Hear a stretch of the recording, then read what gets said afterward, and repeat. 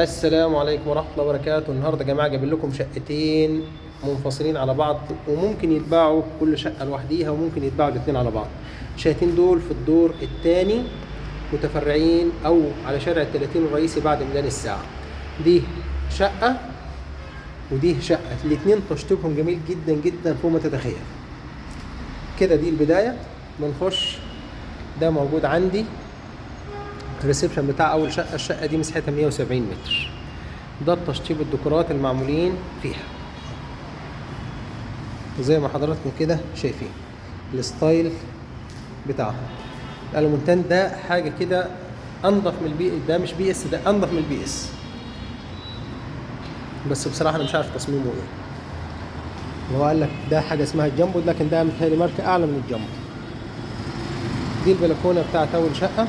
الشقه اللي احنا موجودين فيها دي فيها 2 بلكونه، لان هي دي النص زي ما حضراتكم كده شايفين. ده الريسبشن بتاعها. نخش كده، ده موجود عندي هنا المطبخ.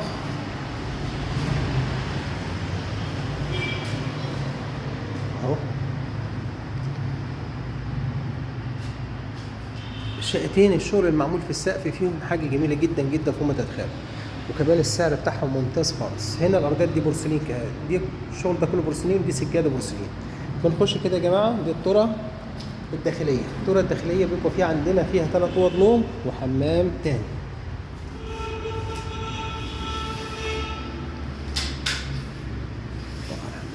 ده هنا موجود عندي الحمام.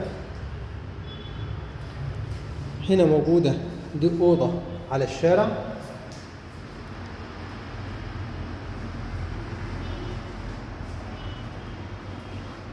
ده الشغل والستايل المعمول في السقف. دي موجودة عندنا على الشارع مش على المناور. ودي الطرق الشغل معمول فيها شغل رسومات مش ورق حائط.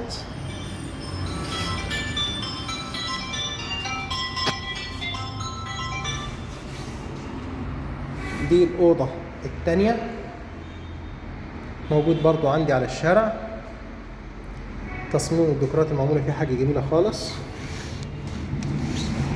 دي الأوضة التالتة، واخدة عندي بلكونة على الشارع الرئيسي، واخدة عندي شباك على الشارع. ده الشغل المعمول في السقف فيها.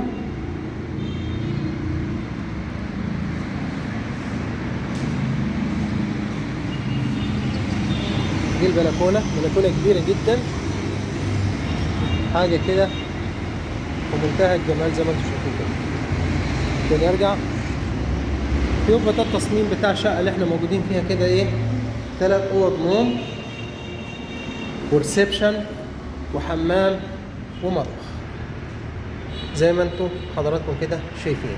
دي ال3 اوض، يعني عندك هنا اوضه 2 3 والحمام اهو. بتخش كده، ده موجود عندي الريسبشن البلكونه على الشارع، ده موجود عندي المطبخ، وبتطلع للشقه الثانيه.